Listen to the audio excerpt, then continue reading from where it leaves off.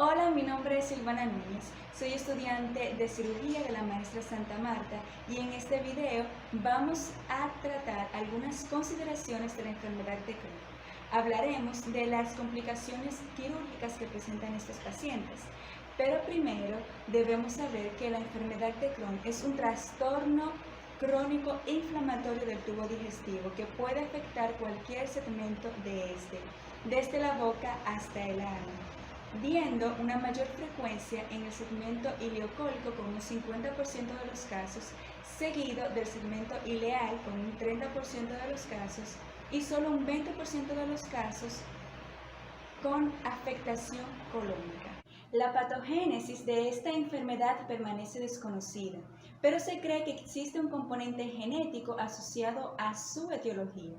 De igual forma, se han encontrado algunos anticuerpos en la mayoría de los pacientes con esta enfermedad. Uno de ellos es el anticuerpo contra Saccharomyces cerevisiae, que es el hongo conocido popularmente como levadura de cerveza. Por lo general, el diagnóstico se realiza con los hallazgos endoscópicos en un paciente con historia clínica compatible.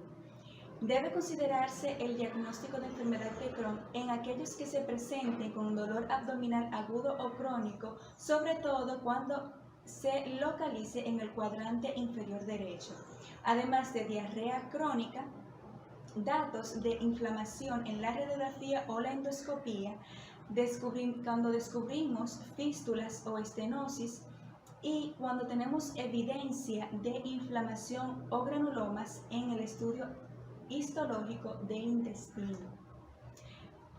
Si bien es cierto que en la actualidad no existe un tratamiento curativo para esta enfermedad, tenemos a la disposición una serie de tratamientos farmacológicos y quirúrgicos orientados a la disminución de los síntomas y a la resolución de las complicaciones. Entre las complicaciones más importantes tenemos las fístulas intestinales, las cuales son evidencia de que el proceso inflamatorio ha sobrepasado la pared, invadiendo estructuras adyacentes.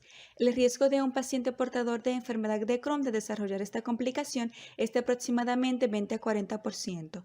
El tratamiento dependerá de la localización, severidad de los síntomas, número y complejidad de los trayectos fistulosos y de igual forma, dependerá del estado basal del paciente y la presencia o no de enfermedad rectal.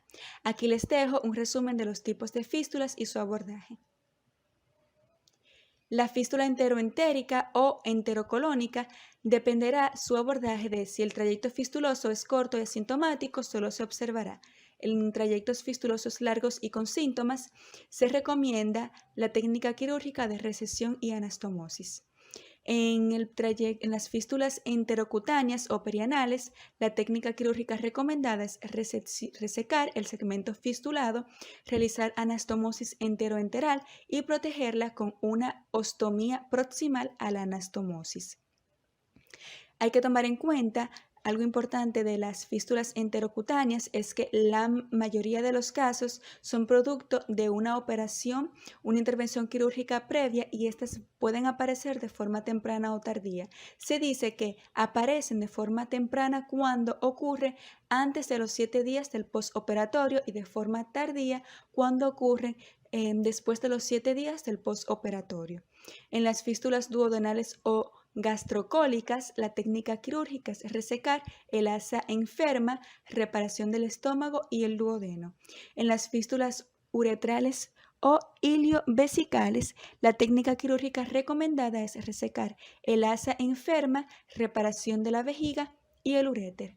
En las fístulas musculoesqueléticas, las cuales en la gran mayoría de los casos está relacionada con el músculo psoas, se recomienda resecar el asa comprometida, movilizar el epiplón para cubrir el psoas.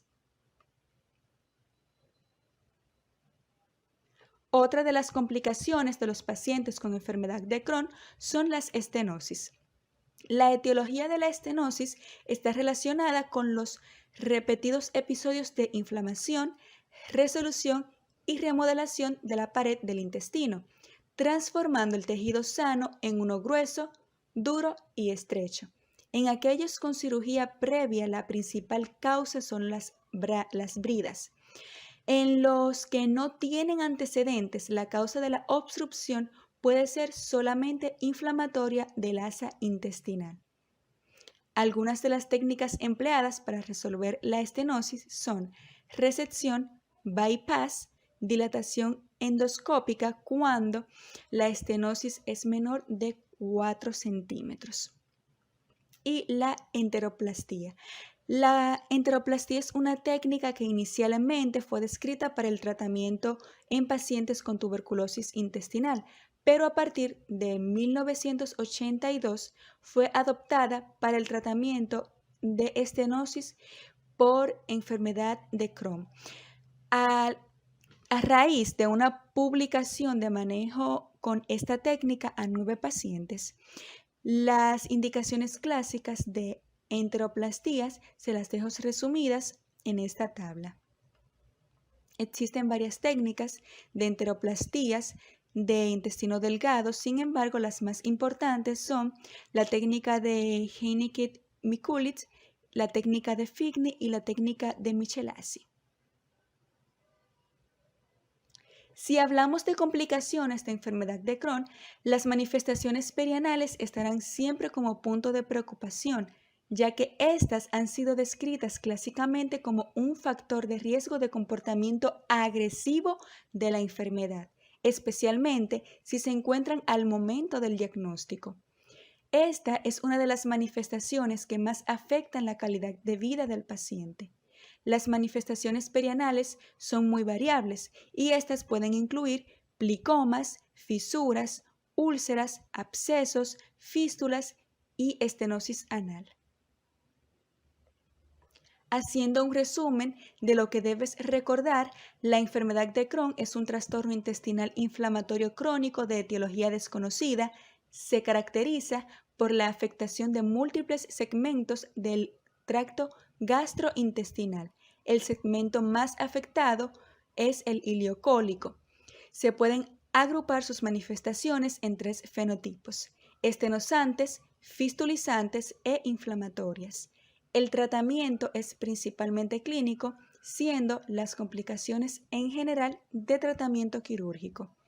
Los pacientes pueden tener manifestaciones extraintestinales y aquí te comparto un resumen de las manifestaciones extraintestinales más importantes.